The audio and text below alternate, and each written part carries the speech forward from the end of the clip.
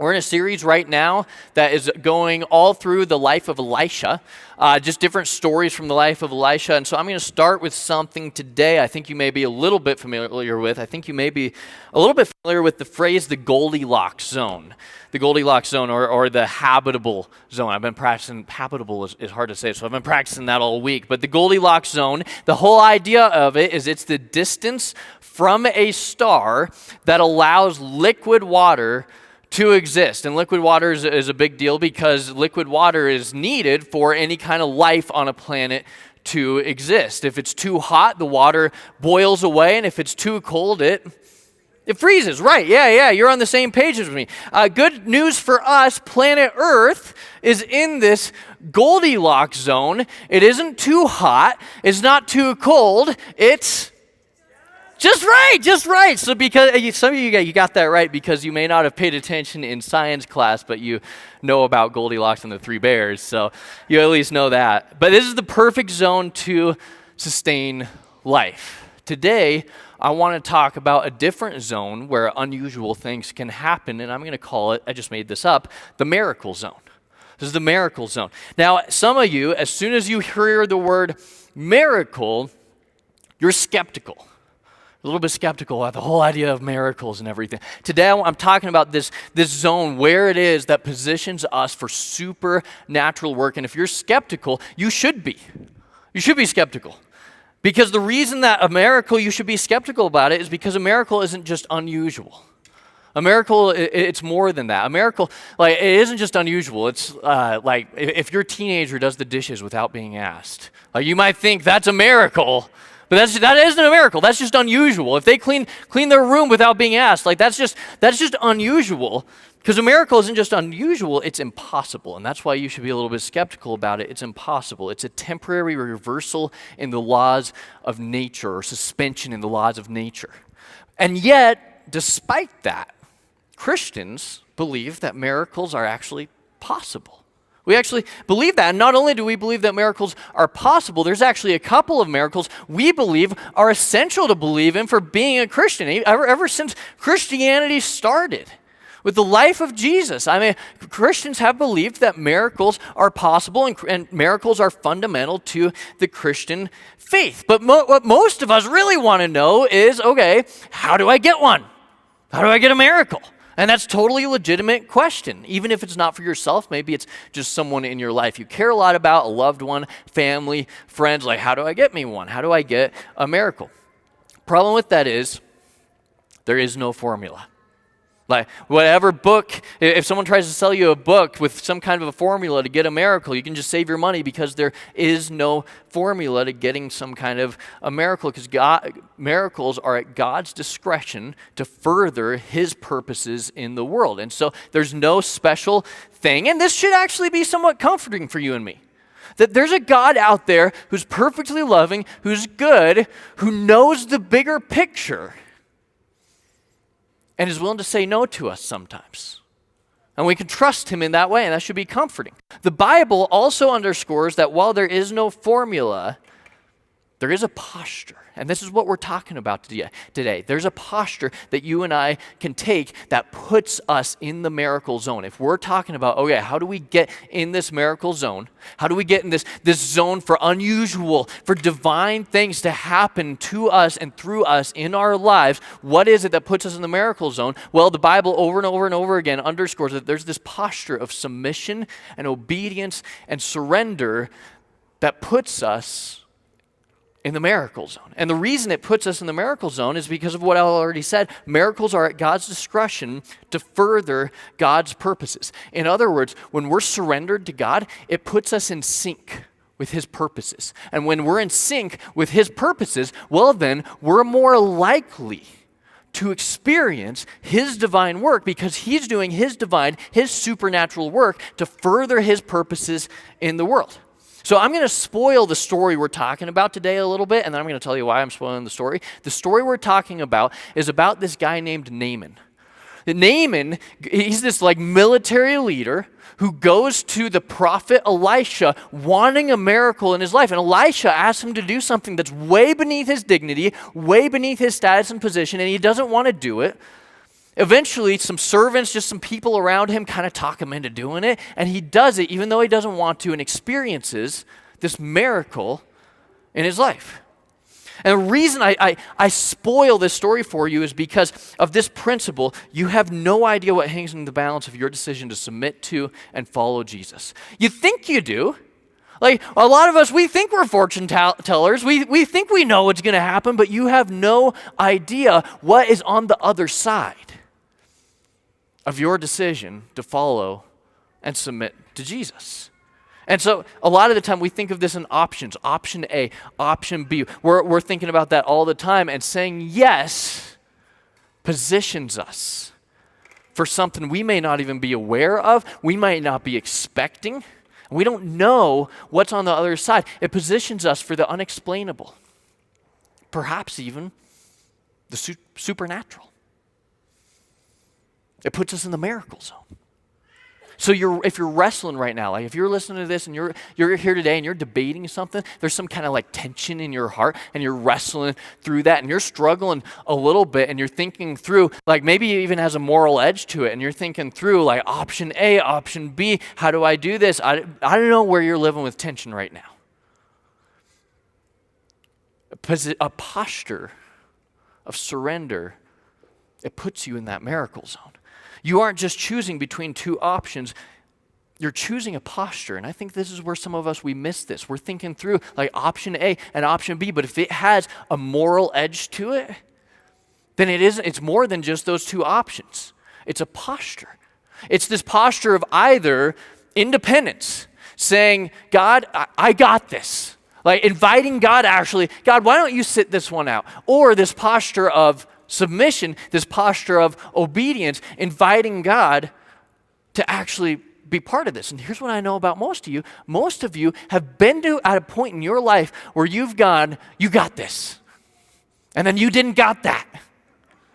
And so you started to pray to God, saying, God, I need a miracle in my life. And it became this position, this posture of surrender. I beg you to adopt the posture of surrender because it postures you for the unusual. It prepares you for the extraordinary. It actually allows God's like divine work in your life. So this story, in summary, all this to say, this story, what we're about to talk through, it isn't just for us. It's actually about us. I think that's going to become clear in just a minute here. So it's all about Naaman. This was way before Jesus, but way after the nation of Israel was established. I'm picking it up in 2 Kings chapter 5. Now Naaman was the commander of the army of the king of Aram. So Aram is a country north of Israel, and they're like these kind of enemies, these two countries.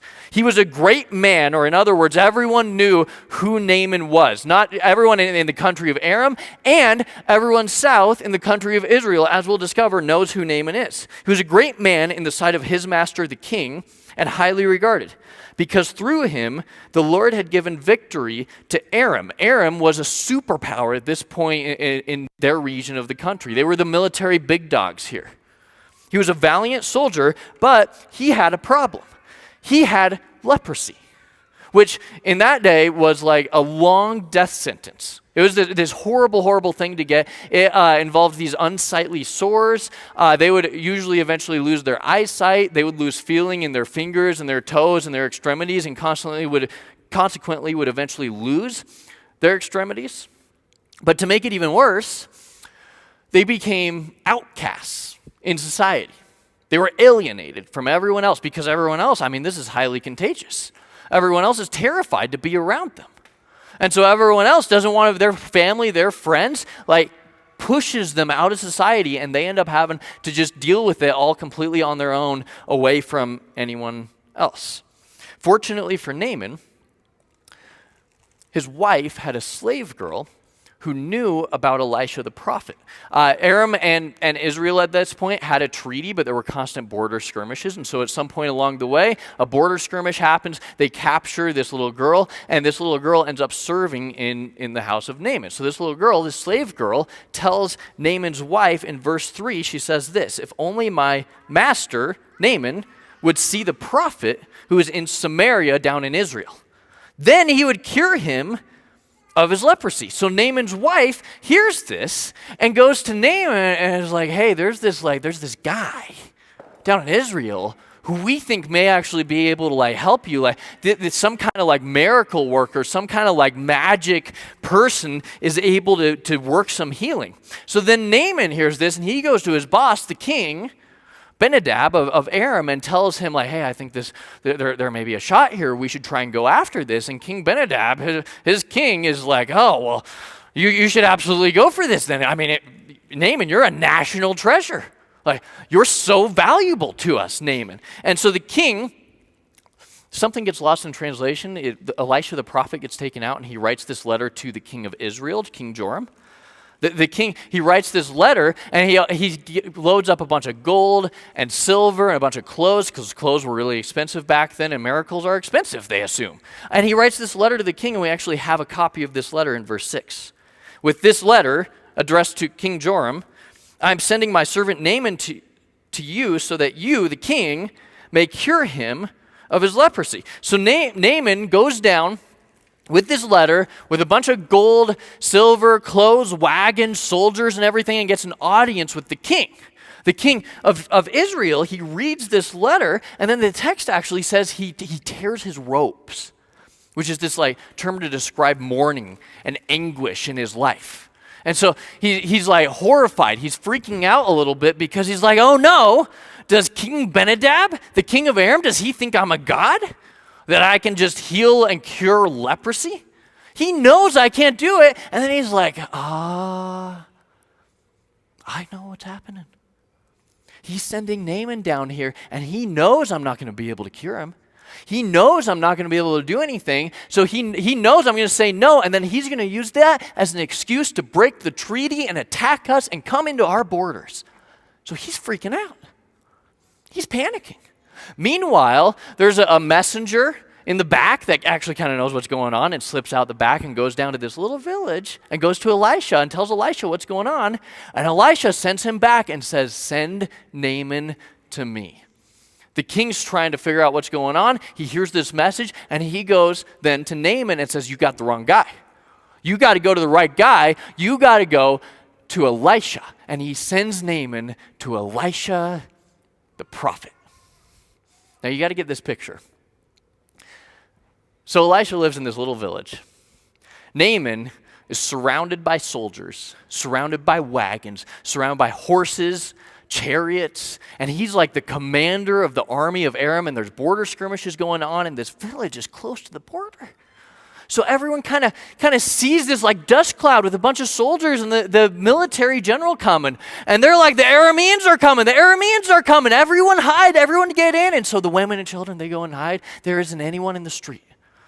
And Naaman approaches. He pulls up. Verse 9, so Naaman went with his horses and chariots. It's a whole entourage. It's a big deal. And stopped at the door of Elisha's house, and the streets are empty. Naaman pulls up, and he expects Elisha to come out and bow and scrape and show respect. After all, Naaman's a big deal. Naaman, he's the second most important person in his entire country, and his country's a superpower. Everyone knows who Naaman is. He's a big, important guy. He expects Elisha to come out and show all this respect, and what happens next is amazing. Verse 10, Elisha sent a messenger. He didn't even come out of the house. He knows what's going on. It's a whole thing. Elisha sent a messenger to say to him, go wash yourself 7 times in the Jordan River, and your flesh will be restored, and you will be cleaned. Then the messenger ducks back inside Elisha's house. And Naaman is enraged. He's like, he didn't even come out to greet me. How insulting. He all this stuff, nobody talks to him that way. No one treats him that way. What an insult to just send a messenger out. And then he starts ranting and raving about the river. He wants, verse 10, he says, go wash yourself. How can he ask me to do that? If I wanted to take a bath, I could have done that in my own country. And yet I came all the way to this filthy country filled with these filthy rivers that are absolute garbage just for him to tell me to go wash myself? Why did I have to come all the way here to do that? What an insult.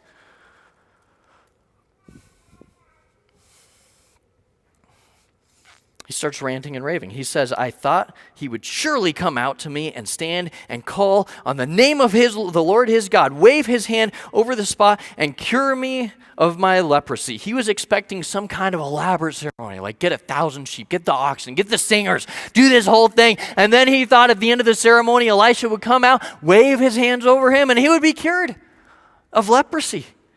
And yet this prophet, he says, doesn't even have the decency to greet me. He says, just go wash yourself with a messenger. And he turns around and he's about to leave because this doesn't make any sense. And that's where you are. And there I am. There I have been. And there I will be again. Wait, God, you want me to do what? You want me to reconcile with that person? You want me to go and apologize? You want me to serve that person in that way? That doesn't make any sense. How could you ask me to do that? You want me to give up a week of off time, of vacation time to help in this way, to serve someone in this way? You want me to give in this way? You want me to break off that relationship? I mean, come on.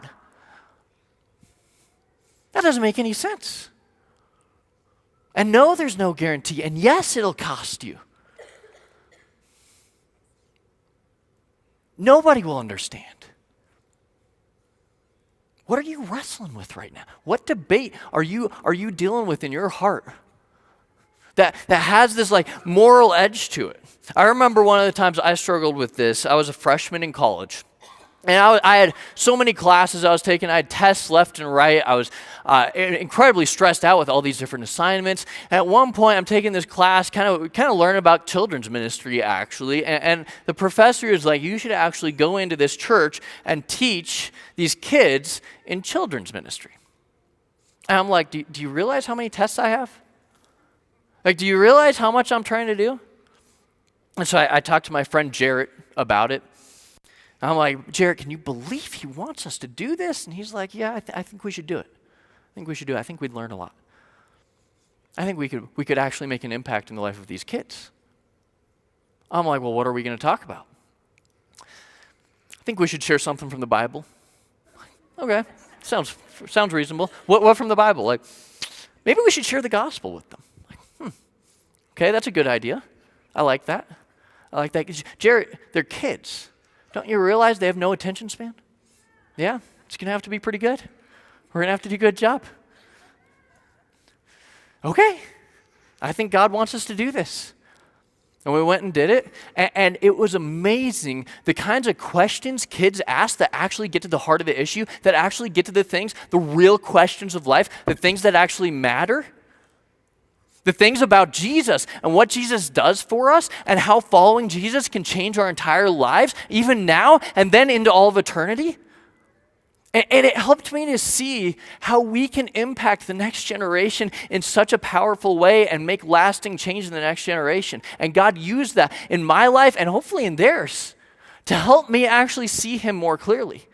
And if I had said no in that moment, even though it didn't seem to make sense to me at the time, I mean, in the moment, our will doesn't make a whole lot of sense a lot of the time, right? And yet God used it. What are you wrestling with? Usually it's probably not some college assignment thing. It probably has nothing to do with that at all. Would you like to experience the power of God in your life? Do you want to position yourself for the unusual, for the supernatural, for the divine work to start to transform you and change who you are and change your perspective, renew your mind, transform your heart? I beg you, position yourself for surrender. Choose to posture yourself in this posture of surrender. Every decision we make, it postures ourselves either in independence or in obedience. Like saying, God, you can sit this one out, or God, I invite you to make me new, to change my life, to work through me. Choose the posture of surrender. Not my will, but your will be done. If you choose to further your purposes through me, whatever that looks like, if that's suffering, if that's a miracle, if that's something else, then so be it, because I am yours. Posture of surrender. Back to the story. So Naaman, he's mad. He's about to turn around. Then verse 13, Naaman's servants went to him and said, my father, if the prophet had told you to do some great thing, Would you not have done it? In other words, if the prophet had told you to go into the hills and slay the twin mountain lions who steal our sheep and attack our farmers, would you not have done it? And he's like, oh yeah, I would have grabbed my spear, and I would have gone up and I would have gotten them. And then his servants are like, well, if you would have done something like that, why not just try this? Like, you're already here. You might as well you're just dipping 7 times in the Jordan River. It's not that big of a deal. Why not just try it? And so he does. They convince him. Verse 14, so he went down and dipped himself in the Jordan 7 times, as the man of God had told him, and his flesh was restored and became clean like that of a young boy. And then Naaman goes back to this village, and at this time Elisha is standing outside, and he's waiting for him there. Verse 15, then Naaman and all his attendants went back to the man of God. He stood before him, and Elisha said to Naaman, that was quite a trick. How do you do that? No, he didn't say that. Take that off of there. No, that's not what he said. This is the whole point of the story, though. This is the whole point. This is the point of your story, and this is the point of my story. The point of the story has nothing to do, as it turns out, with leprosy and healing. It's not even bringing that up. It has everything to do with eye-opening, perspective-changing, faith-building revelation. Naaman isn't just healed from this experience. Naaman comes back changed. It's an amazing change we see in his life. And this is the experience I want for every single one of you, for every single one of your kids, your grandkids, your teenagers, for everyone to experience obedience intersecting with the work of God.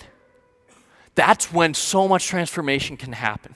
Naaman is changed. It's amazing. Look at this verse 15. Then Naaman and all his attendants went back to the man of God. He stood before him and said, now I know that there is no God in all the world. This is a big statement, because up until this point, Naaman believed that there were different gods in different areas, and you could kind of just take your pick to worship whatever God you wanted, and all these different gods existed, and now he's coming back and saying, there is no God in all the world.